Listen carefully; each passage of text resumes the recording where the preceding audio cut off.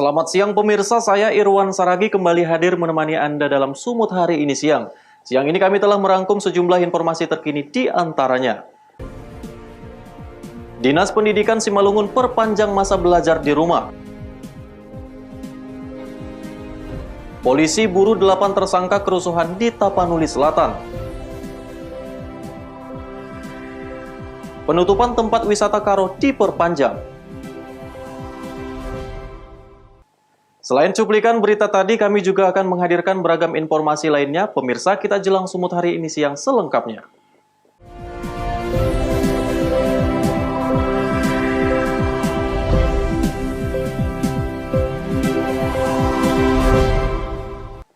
Pemirsa, masa pelaksanaan proses belajar mandiri peserta didik dari rumah di wilayah Simalungun untuk tingkat PAUD, TK, SD, dan SMP diperpanjang sampai dengan waktu yang belum dapat ditentukan. Sementara untuk penerimaan peserta didik baru akan dibuka pada Juli mendatang.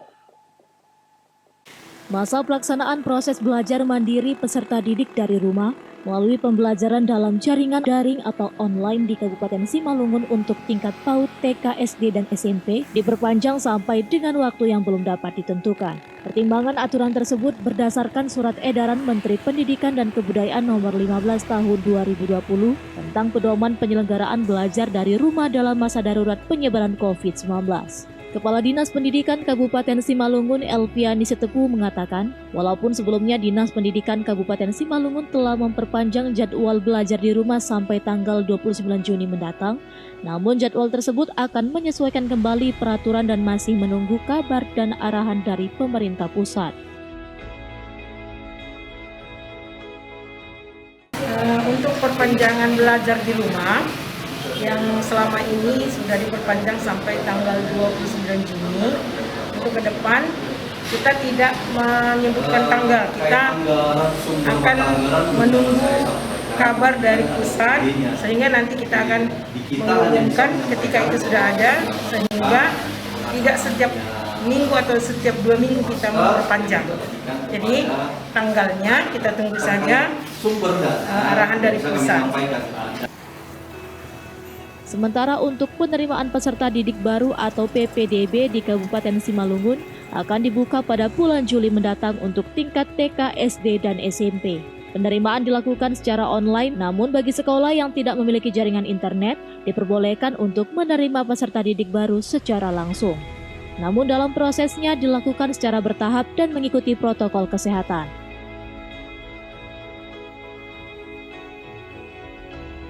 Dosi Simarmata melaporkan untuk Eva Rina TV.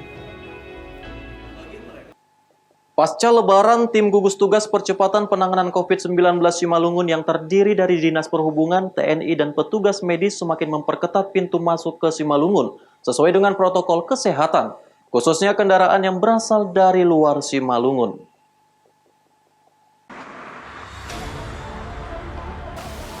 Bertempat di perbatasan antara Kabupaten Simalungun dengan Kota Pematang Siantar, tepatnya di Jalan Lintas Siantar Seribu Dolok, Kecamatan Panombean Panei, Kabupaten Simalungun. Petugas gabungan gugus tugas COVID-19 Kabupaten Simalungun memperketat pemeriksaan terhadap penumpang dan kendaraan yang melintas. Pemeriksaan dilakukan oleh petugas gabungan yang terdiri dari TNI, Polri, BPBD, Dinas Kesehatan, dan Dishub Simalungun. Dinas Perhubungan Simalungun mengimbau agar penumpang dan pengendara menggunakan masker saat melakukan aktivitas di luar rumah, sebab protokol kesehatan harus diterapkan jika berpergian. Pasca Lebaran, Dinas Perhubungan bagian dari gugus tugas penanganan COVID-19 Simalungun tetap melaksanakan kegiatan sterilisasi dan pembatasan terhadap kendaraan yang melintas di akses pintu masuk Pematang Siantar Simalungun, karena memang dari protokol transportasi publik kita disarankan untuk lebih memantau pergerakan kendaraan umum soal penerapan protokol kesehatannya, pakai masker, atur jarak, terus penyemprotan disinfektan. Kendaraan yang masuk dari Siantar menuju Simalungun.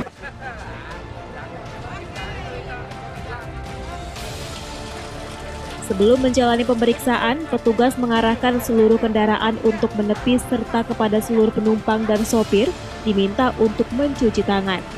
Selanjutnya, petugas menyemprotkan kendaraan cairan disinfektan. Petugas Dinas Kesehatan melakukan pengecekan suhu tubuh, sedangkan petugas Dishub lainnya melakukan pendataan terhadap setiap kendaraan. Terkait penerapan new normal oleh Pemkab Simalungun, petugas gabungan juga mensosialisasikan kepada para pengendara dan penumpang. Ebit Masdar melaporkan untuk Eva Rina TV.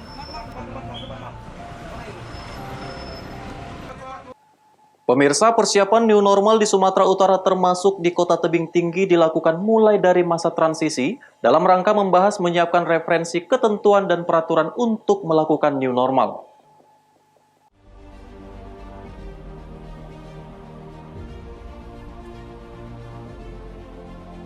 Persiapan new normal di Sumatera Utara termasuk Kota Tebing Tinggi dilakukan mulai dari masa transisi dalam rangka membahas menyiapkan referensi ketentuan dan peraturan untuk melakukan new normal.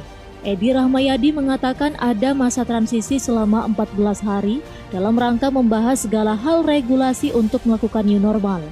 Nantinya setelah ketentuannya sudah siap, provinsi akan melaporkan ke Kementerian Kesehatan. Selanjutnya tinggal menunggu petunjuk Menteri Kesehatan. Ada masa-masa transisi, kita transisi 14 hari dalam rangka membahas, menyiapkan referensi kita, ketentuan-ketentuan kita, peraturan-peraturan kita untuk melakukan normal baru ini, new normal. Tunggu waktunya setelah kita pastikan kita bisa melakukan hal tersebut.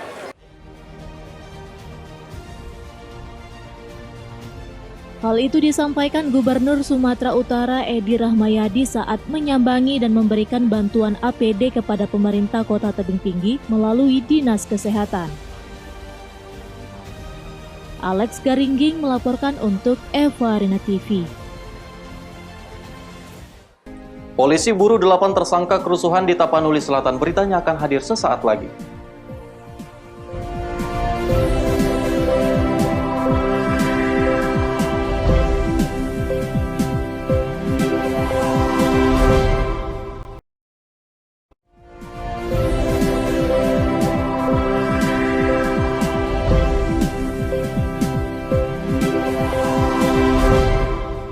Terima kasih Anda masih bersama kami. Pemirsa, polisi telah menetapkan 15 orang tersangka kerusuhan antar warga desa di Tapanuli Selatan.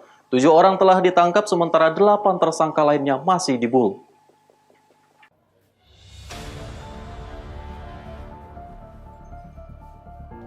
Aparat kepolisian, Brimob, dan TNI masih memburu 8 tersangka lainnya yang memicu keributan antara warga 2 desa di Kecamatan Batang Angkola pekan lalu. 8 orang tersebut berhasil lolos dari kejaran petugas dalam serangkaian operasi penangkapan pasca kejadian. 7 tersangka lainnya yang telah ditangkap kini mendekam di ruang tahanan Polres Tapanuli Selatan. Mereka yang ditangkap tersebut merupakan provokator, pelaku pembakaran, dan pelaku penganiayaan. Kabid Humas Polda Sumut Tatan Dirsan Atmaja menyebut, berdasarkan pemeriksaan awal beberapa tersangka terbukti mengkonsumsi narkotika jenis sabu. Polisi mengimbau para tersangka yang kabur tersebut untuk menyerahkan diri. Jadi terima kasih rekan-rekan kaitan dengan perkelahian kampung di Tapanuli Selatan yang sudah ditetapkan tersangka itu ada 15 orang, 7 sudah ditahan, 8 masih dalam pengejaran. Nah, seperti itu. Kita berharap segera pelaku yang melarikan diri atau yang belum tertangkap segera tertangkap.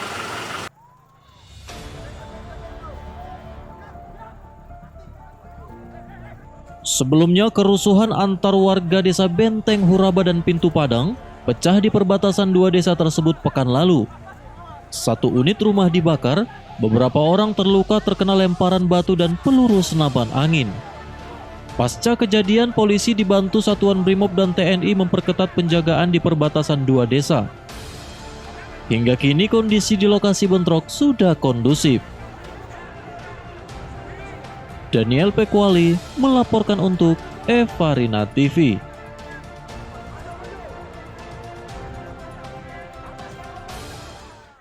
Kita beralih ke informasi lainnya. Dampak pandemi COVID-19, Kementerian Agama pastikan jemaah haji tahun ini tidak diberangkatkan. Keputusan ini menyebabkan 49 jemaah calon haji asal Kabupaten Karo harus diundur keberangkatannya hingga tahun mendatang.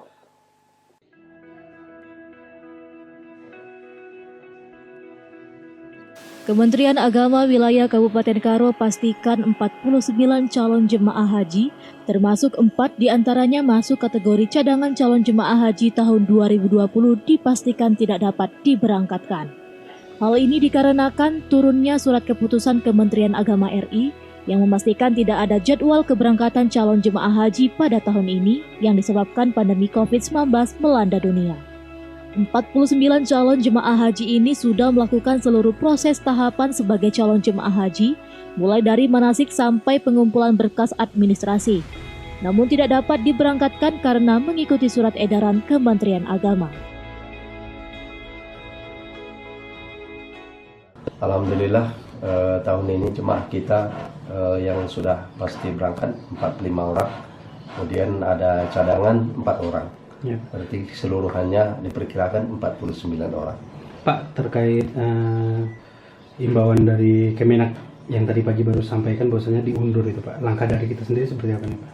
Kita dari kantor Kementerian Agama Kabupaten Karo ya tetap mengikuti daripada anjuran daripada keputusan Menteri Agama Republik Indonesia.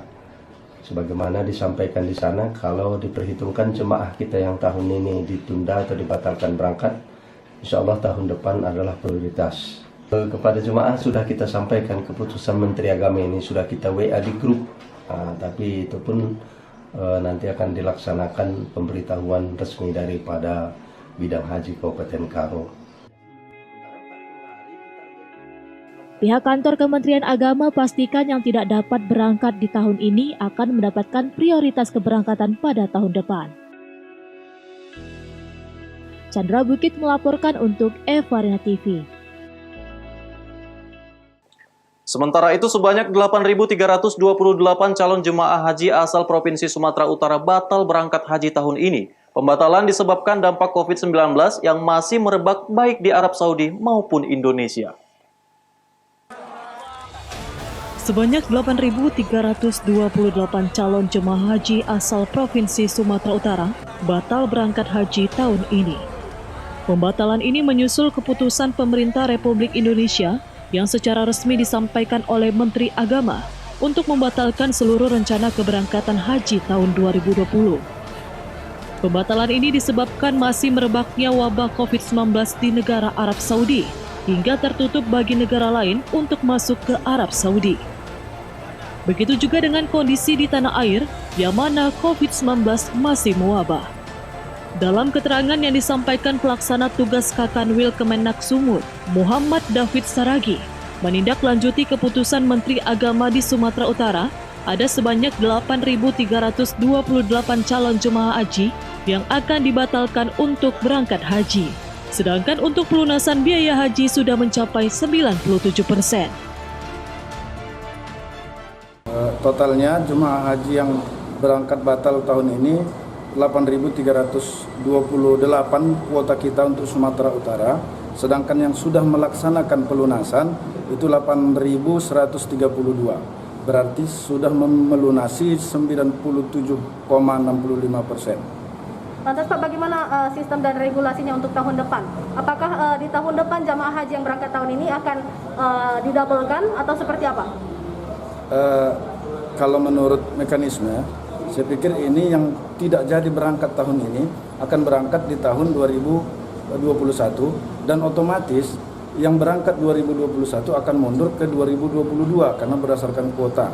Karena kuota kita ya jelas dia 8.328 per Sumatera Utara dan itu harus diberangkatkan di 2021. Oleh karena itu kuota yang 2021 dia akan mundur kepada tahun 2022. Dan jemaah ini kalau mereka tidak ini pengembalian pelunasan dan bagi jemaah yang merasa kurang puas dengan mempertanyakan bagaimana anggarannya, pelunasan yang telah dilunasi oleh masyarakat kita akan kembalikan dengan prosedur melalui Kakan Kemenak Kabupaten Kota dan melalui Kanwil mengusulkan ke Jakarta, nanti baru dikembalikan dananya. 100% Pak? Ya, dikembalikan 100% dari dana pelunasan, bukan dana awal, tapi dana pelunasan. Dengan keputusan ini, Kementerian Agama memberi opsi untuk mengambil kembali uang pelunasan. Pemerintah akan mengembalikan biaya haji 100% kepada para jemaah haji.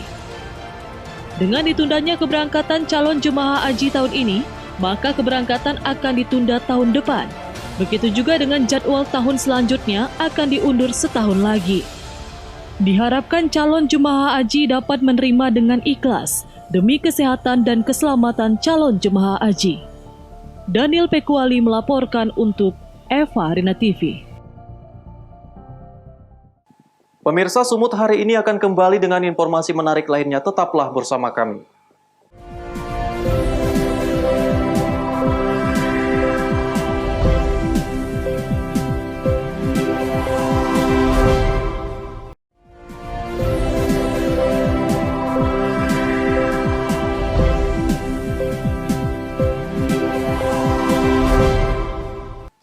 Terima kasih masih bersama kami.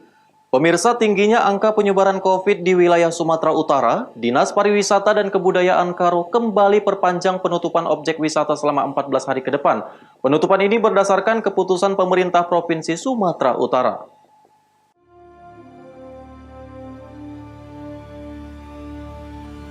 Guna mengantisipasi masuknya COVID-19 di wilayah Kabupaten Karo, Dinas Pariwisata dan Kebudayaan Kabupaten Karo kembali memperpanjang penutupan objek-objek wisata hingga 14 hari ke depan. Ini dilakukan karena masih tingginya tingkat penularan COVID-19 di wilayah Sumatera Utara, dan juga dikarenakan Kabupaten Karo masuk dalam zona kuning penyebaran COVID-19. Inilah suasana lokasi wisata yang ada di Kota Brastagi. Sebahagian besar lokasi wisata ditutup untuk mencegah masuknya pengunjung. Bagi warga yang masih membandel untuk berkunjung, terlihat aparat kepolisian juga turun memberikan sosialisasi dan mengimbau wisatawan kembali ke tempat mereka masing-masing.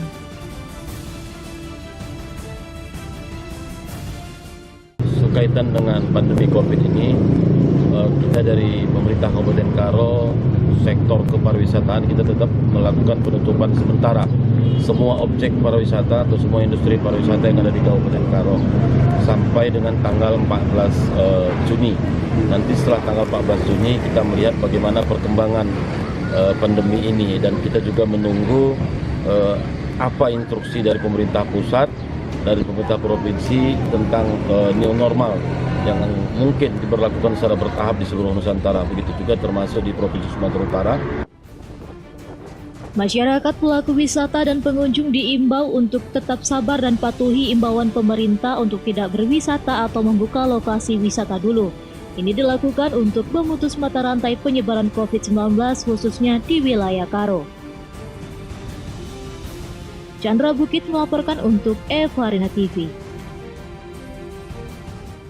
Pemirsa, ternyata lalat tidak selamanya dipandang sebagai hewan yang menjijikkan. Seorang personil kepolisian Resor Labuhan Batu mengajak masyarakat untuk meningkatkan perekonomian keluarga di tengah mewabahnya COVID-19 dengan berbudaya lalat. Menjabat sebagai Kasih Teknik Informatika Polri di Polres Labuhan Batu, Aibtu Solihin beberapa bulan terakhir ini mengisi waktunya usai bertugas sebagai personil kepolisian dengan berbudidaya lalat Black Soldier Fly atau BSF di Kelurahan Aik Paing, Rantau Parapat, Labuhan Batu, Sumatera Utara. Hasil dari budidaya ternak lalat BSF ini dapat menambah penghasilan keluarga hingga mencapai 15 juta rupiah per bulannya. Aibtu Solihin membeberkan penangkaran lalat BSF ini berawal dari gagasan anaknya yang masih kuliah di Pulau Jawa, dikarenakan cara penangkarannya yang mudah dan tidak perlu modal besar. Akhirnya, dirinya menekuni ternak lalat ini. Satu ekor betina BSF dapat menghasilkan sekitar 600 telur. Hanya dibutuhkan sekitar 20 ekor lalat super betina untuk menghasilkan 10.000 larva atau maggot BSF yang dapat dimanfaatkan sebagai pakan ternak. Setiap 2 hingga 3 hari sekali, telur lalat dapat dipanen 200 gram dan dibanderol seharga Rp10.000 per gramnya. Selain telur lalat, dirinya juga memperoleh penghasilan dari penjualan maggot atau larva ulat berwarna putih yang dijual Rp8.000 per kilogramnya, dan untuk kurva ulat berwarna hitam dijual Rp80.000 per kilogramnya. Penjualan telur dan larva ini ia lakukan dengan memanfaatkan jejaring sosial hingga ke provinsi tetangga seperti Aceh dan Riau, maupun konsumen yang langsung datang ke lokasi penakarannya. Ternyata gampang dan tidak rumit dan tidak membuat stres, dan hasilnya cukup menghasilkan yang cukup lumayan. Makanya terus saya kembangkan, saya besarkan. Ternyata cukup enak, tidak butuh biaya yang cukup besar dan hasilnya cukup lumayan. Nah, makanya kami besarkanlah dengan luas kandang ini. Dulu kandang ini luasnya cuma 1 meter kali 2 meter. Nah, ini saya buat ini ukuran 4 kali sekitar 12 meter. Jadi cukup besar. Jadi bisa menampung sekitar 10 ribuan lebih lalat ya, SF. Dan bisa menghasilkan yang pernah saya peroleh waktu saat itu dan mulai sekarang, itu bisa 2 hari itu menghasilkan 200 gram lebih kadang-kadang telurnya itu. Dan telurnya harganya kan cukup lumayan, 1 gramnya itu 10.000, sehingga ya lumayan juga lah, sampai 2 juta kali makan, alhamdulillah. Dan pemasarannya pun tidak susah, buat dengan online pun mulai dari Sulawesi, Kalimantan, sehingga negara tetangga pun sempat juga menanyakan, tapi karena tidak sanggup memenuhi, permintaannya sampai 500 gram per harinya, ya nggak sanggup. Aibtu Solihin berharap masyarakat khususnya rekan-rekan sesama Polri untuk melakukan hal yang sama guna menambah penghasilan bagi keluarga. Dirinya juga bersedia untuk berbagi ilmu dan memberikan waktu bagi siapa saja yang ingin mengetahui seputar budidaya lalat super ini. Ucok Sitorus melaporkan untuk Eva Rina TV.